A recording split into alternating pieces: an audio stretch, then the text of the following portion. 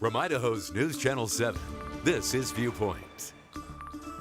Welcome to Viewpoint. I'm Doug Petcash. Well, here's a question you might not expect to hear on Viewpoint. When you think of elephants, what comes to mind? Their size, majesty, the big floppy ears, the trunk, the tusks? Well, a tusk phenomenon is happening right now in one part of Africa, actually a Tuskless phenomenon. A University of Idaho professor is part of a scientific team that's figuring out why it's happening. U of I Associate Professor of Wildlife Sciences, Dr. Ryan Long, and his colleagues at Princeton University, Elephant Voices, and Gorongosa National Park just published a paper in Science on what their research has found. They're investigating why female elephants in certain regions of Africa that were devastated by civil war lack their iconic white tusks. It's not because poachers are taking them right now, but past poaching does have something to do with it. The researchers found the female elephants are quickly evolving without tusks, partly because of black market poaching and the civil war in Mozambique that lasted from 1977 to 1992. They found genetic evidence of why this tuskless trait is happening exclusively in female elephants too. We'll get into the science with Dr. Long in just a minute, but first, this is video of Dr. Long shooting an elephant with a tranquilizer dart from a helicopter flying over Gorongosa National Park. Just a few minutes after the darting, the elephant lies down sedated. Dr. Long and his team quickly land, then they gather their gear and they rush over to the elephant to take blood samples. They've collected blood samples from a total of 18 elephants, 7 with tusks and 11 without. They also collected survey data on the makeup, the demographics of the pachyderm population. All right, let's get into the science and the root causes of the tuskless elephant phenomenon. My guest is University of Idaho Associate Professor of Wildlife Sciences, Dr. Ryan Long. Good morning, Ryan. Good morning. Joining us from Moscow this morning, we appreciate it. First of all, how devastating was the long civil war on the elephant population in Mozambique? Very devastating. So prior to the Civil War, the elephant population in Gorongosa numbered roughly 2,500 animals. And in the first survey that was conducted of the population after the war ended, it was down to about 250 animals. Wow. How big is the population now? The population now, we did a survey in 2020, and I think the estimate was about 800 individuals. So they're recovering and doing well at the moment. Now, was there a percentage of the elephant population before the war that was tuskless? There was a small background percentage of tuskless individuals that carried this mutant gene on the X chromosome prior to the war, but it was very low compared to what we found after the war. And now the percentage is much higher though, right? Much higher, yeah, absolutely. So were tuskless elephants more likely to survive the poaching because they didn't have tusks, so the poachers weren't as interested? Yeah, that's exactly right. And that's what's led to the evolution of tusklessness in this population. So based on the results of our analyses, during that period when the war was going on, females that lacked tusks had about 5 times higher probability of surviving than their tusked counterparts. And as a result, essentially tusks became a liability in that population as a result of the intense poaching pressure. So this really kind of threw off the gene pool too, didn't it? Yeah, it had a big effect on the gene pool. This mutation on the X chromosome that before had only occurred at very low frequencies in this population because there was really no benefit to it, suddenly increased in frequency substantially because it was the tuskless females that were surviving and then were able to pass that mutation on to their offspring in the next generation. And so why is that particular X chromosome a bad thing? Well, elephants use their tusks for a lot of different things, right? So they use them for foraging, for stripping bark from trees, for digging for water. They play a role in social interactions and things along those lines. That's why they presumably evolved in the first place. And so typically tusks are a good thing. So when you have this mutation come along that deletes information from the X chromosome and results in tusklessness, individuals no longer have the benefits that come with tusks. And normally, under natural selective pressures, you'd expect that to be a bad thing.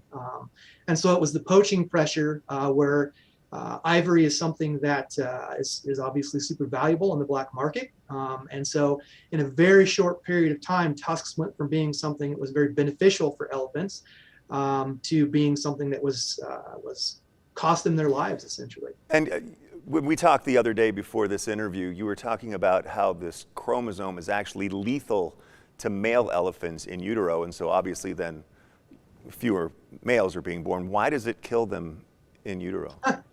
Yeah, that's a great question. And there's some aspects of that part of our results that we haven't entirely worked out yet. So we don't know the causal mechanism. So I guess what I mean is that we don't know, what it is that causes male offspring to die in utero when they inherit this mutated X chromosome from their mother. All we know is that it does happen, and that it happens in a way that's exactly analogous to what happens in humans and in lab mice when they have this same exact mutation on the X chromosome. Females that are born with this mutation in humans are born with a very similar a syndrome that's analogous to Tuskless in female elephants. So their upper lateral incisors, which are the same teeth that in elephants develop into tusks, are either missing altogether or they're very, very small. But if a male inherits that mutant chromosome from his mother, then he is typically not born. He dies, like I said, dies in utero. Again, though, we don't know exactly why. We don't know exactly why, what it is that causes those deaths. We just know that that's what happens. And so then I assume you might be looking then into that as the next step of this? Yeah, that's one of several next steps that we're interested in pursuing. We want to understand the causal mechanisms better. We want to understand the behavioral consequences of tusklessness. So how these female elephants that lack tusks in Africa are getting by. Are they eating different things? Are they behaving differently? And what are the consequences of those changes in behaviors for the ecosystem as a whole? Those are all sort of next steps that we're looking forward to pursuing as part of this project. And when you look at the time frame of this evolution, it just seems like it is super fast. Absolutely, yeah. And we think of evolution as something that occurs over many, many generations typically. And under sort of natural selective forces, that's usually the way it works. And what this study highlights is when the selective pressure is strong enough, is intense enough to produce such a massive difference in survival between individuals with versus without a trait, that can drive this much more rapid evolution towards the trait that increases survival. Okay, so not having tusks protected elephants from poachers, but elephants need tusks, as you mentioned. They use them as tools for things. But what are the concerns if too high a percentage of the population is tuskless on the survivability of these elephants or the impact on the ecosystem? Yeah, no, those are great questions, and I wish I knew the answers, and hopefully in a couple of years we'll have a better sense for that. I guess there's a couple things to think about. First of all, you could think about potential effects on population growth rate. I wouldn't expect those to be very substantial. Tuskless females are going to only be able to give birth to half of the male offspring that they conceive, right? So females have 2 X chromosomes, and tuskless females have 1 normal X chromosome and 1 X chromosome that has this mutation on it, right? So by chance, if they conceive a male, it has a 50-50 shot of getting either the normal X chromosome, and if it does, it'll be born and it'll develop tusks just like any other elephant. If it gets the mutant X chromosome, though, it'll die in utero. So you can sort of understand there that tuskless females are going to have fewer male offspring than their tusk counterparts. The reality is, though, that's probably not going to have much of an influence on population dynamics. And like I indicated earlier, the elephant population in Gorongosa has continued to increase and recover ever since the war ended. So they're doing fairly well. The behavioral ecosystem consequences are super fascinating, though, and we're planning to pursue that. So elephants are keystone species. They do a lot of things like tipping over trees and destroying woody vegetation and stuff. And what that does is it provides food and cover for smaller animals that normally wouldn't be able to access it. And tusks play a role in that behavior. And so it's possible, although we don't know this yet, that if you have a high percentage of tuskless females in an elephant population, that there's going to be less of those keystone types of behaviors going on, which could impact all sorts of other species as well as the vegetation in the ecosystem. Wow, the ramifications are really fascinating when you think just of the trickle down or the domino effect of all this. Ryan, I want to show the video of you and the team on your helicopter mission to collect samples again, because I have to ask, what's that like? Does it get your blood pumping, and what's the thought process? Yeah, I mean, I'd be lying if I said I didn't enjoy it. It's a fun experience. There's a lot more to it than you think, in terms of the risks involved and the amount of training it takes to do this, to do this kind of work. But it is a bit of a rush, to be flying over the savannah in a helicopter with the door off and chemically immobilizing animals. And honestly, completely aside from the darting, there's nothing. I don't think I've ever experienced anything more personally impactful in my professional life than standing next to a sleeping elephant.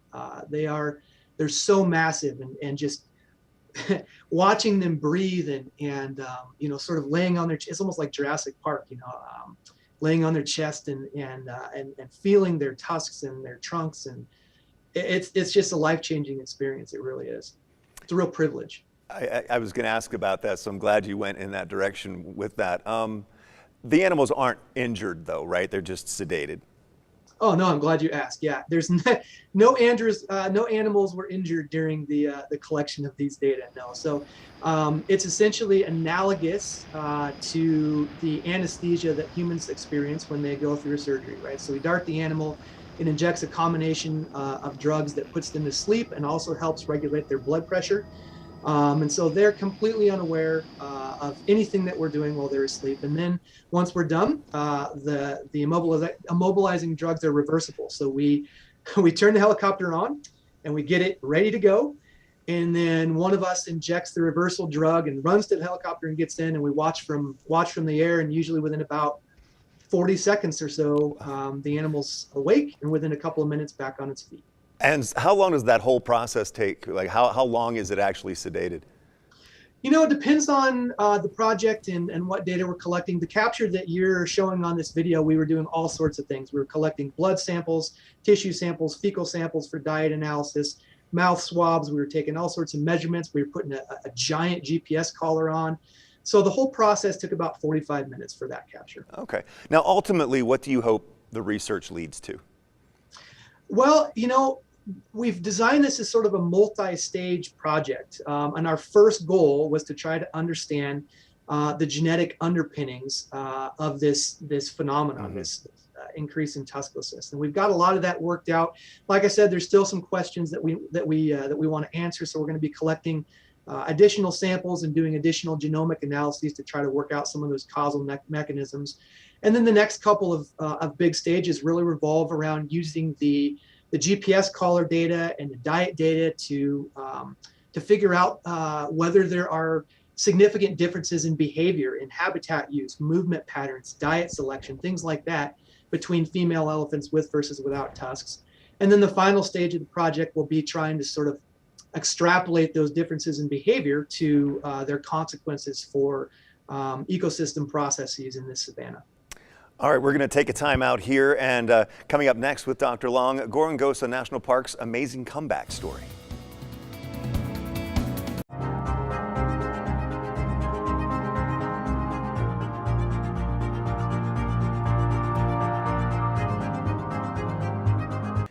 I've been talking with University of Idaho Associate Professor of Wildlife Sciences, Dr. Ryan Long, about the tuskless elephant phenomenon at Gorongosa National Park in Mozambique, Africa. Now, Ryan, you've been working with elephants for a while. How many times have you been to Africa, and how long do you typically spend there? So I've been working in Gorongosa since 2014, and I have spent some time there almost every year since then, other than 2020 as a result of the pandemic. I typically go over there from anywhere from 1 to 3 months. It was longer trips earlier on when I was a postdoc and doing most of the work myself. Now, as a faculty member at UI, I have a couple of graduate students, PhD students, who are also working on projects there, and so I usually go over there for a few weeks to help with the capture work. All right, so how is the health of the overall animal population at the park now, roughly 30 years after the Civil War? It's been a phenomenal thing to see. So the Civil War, we focused on the elephant population, but prior to the war, Gorongosa itself was like, rivaled Serengeti. It was an unbelievable ecosystem, super diverse, tens and tens of thousands of animals, a full complement of large species, buffalo, wildebeest, zebra, as well as a full suite of carnivores, large carnivores, lions, leopards, hyenas, all sorts of things like that. The war, not only did it decimate the elephant population, but more than 90% of the animals in the park were killed during the war. 90%. More than 90%. So we're talking about tens of thousands of animals over a 16-year period. Wow. So how is, go ahead, continue. Well, I was just going to say now, just to finish off answering your question, you could, shortly after the war, you could drive around in the park for days and not see a single animal. Now it has recovered in a major way. There are tens and tens of thousands of animals once again. Some of the species composition have changed, but it has been a phenomenal recovery. And how has that been made possible? Well, the single best answer to that question is the efforts of a native Idahoan. So Greg Carr and the Carr Foundation took on Gorongosa National Park as a restoration project back in the I think it started in the early 2000s, actually. Greg had a chance to visit the park and learn the story of Gorongosa, and he has committed his life, essentially, and a large portion of his financial resources to restoring Gorongosa to its former glory, if you want to think of it that way. And it has been a very successful restoration effort, maybe one of the most successful in the world. Now, if memory serves, I believe Mr. Carr has something to do with the Gorongosa National Park exhibit at Zoo Boise here as well. And our viewers may be familiar with that. It's pretty new, but a portion of the admission into the zoo goes into the conservation fund that also helps out with the restoration efforts at Gorongosa. How important are projects like that and efforts in actually restoring the animal population? Oh man, critically important. And I've been to the exhibit down there at Zoo Boise, and it is fantastic. Yeah, I hope the patrons of the zoo recognize that their contributions are making a difference. So every little bit helps. And the involvement of Zoo Boise in the Gorongosa Restoration Project has made a big difference, and sort of along multiple axes, not just with the animals, but with respect to other things as well, education and things along those lines. So, yeah, and it's great. The zoo usually sends a contingent of people over there every year, and I've been privileged to get to interact with some of them, and have some of them on our antelope captures and things like that. So there's a very strong connection between Boise and Zoo Boise and the park now. So I'm curious, when you're out there in the field, I'm not sure what your living conditions are, if you're in barracks or a hotel or a tent or whatever, but do you at night go out and maybe just listen to the animal sounds? Yeah, absolutely.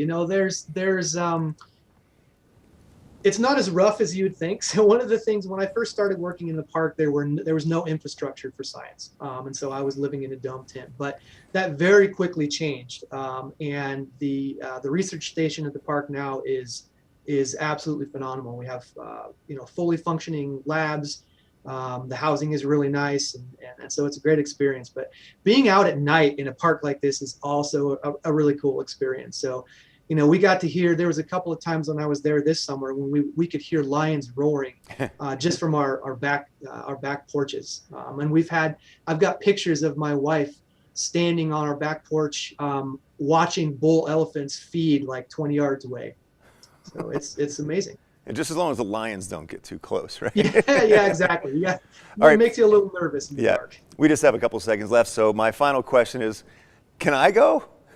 Absolutely, we'd love to have you there. God, you made it really sound fascinating. I would love to do something like that. Ryan, thanks for being here today. We really appreciate you being on the show, and continue the good work there in Africa. Thanks for the opportunity, Doug. I appreciate it. Really interesting stuff, really interesting. Have a great day. Thanks, you as well. Well, coming up after some commercials, the future of Albertson Stadium. Sports Director Jay Tusk talks one-on-one with Boise State Athletic Director Jeremiah Dickey on his big plans to improve the facility.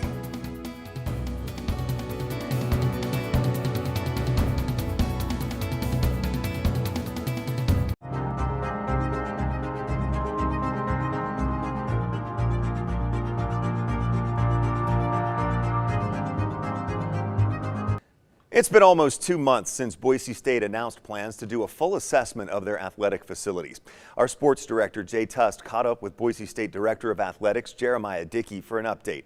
As they move forward with their plans, Dickey says the university will operate with Power 5 expectations.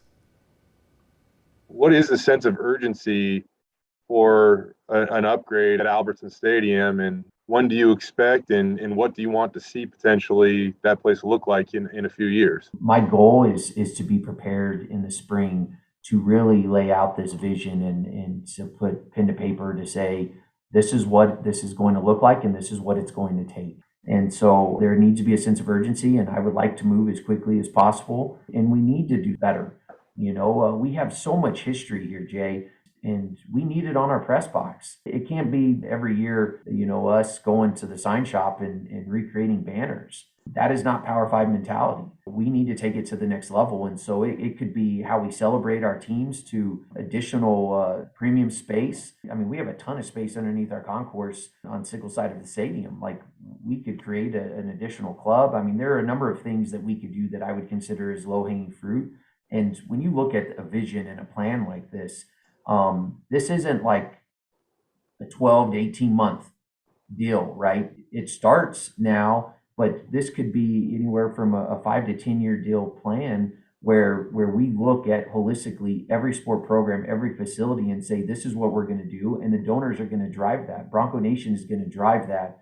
And I'm going to drive that. And it can be done. I know it can be done. It was actually a year before you were hired. Boise State released some renderings of the east side of the stadium.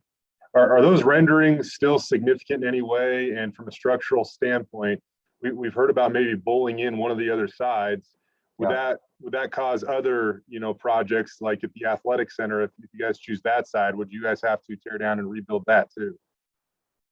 Potentially, one on the renderings, I think any visual is good for our fans to, and for our potential student athletes, et cetera, to wrap their head around what we're thinking. And there's so many different options and opportunities with this. I mean, you look at what other institutions have done, and we've talked about the east side, but are we better served at something in the end zone that very much becomes the heart and a one-stop shop or a centralized location that we run everyone through, fan and student athlete, and creating some additional space and still impacting the east side of the stadium, from a concourse and concessions, et cetera, and things that aren't necessarily fun, but very much needed as I've walked the concourses and seen how it operates on a game day.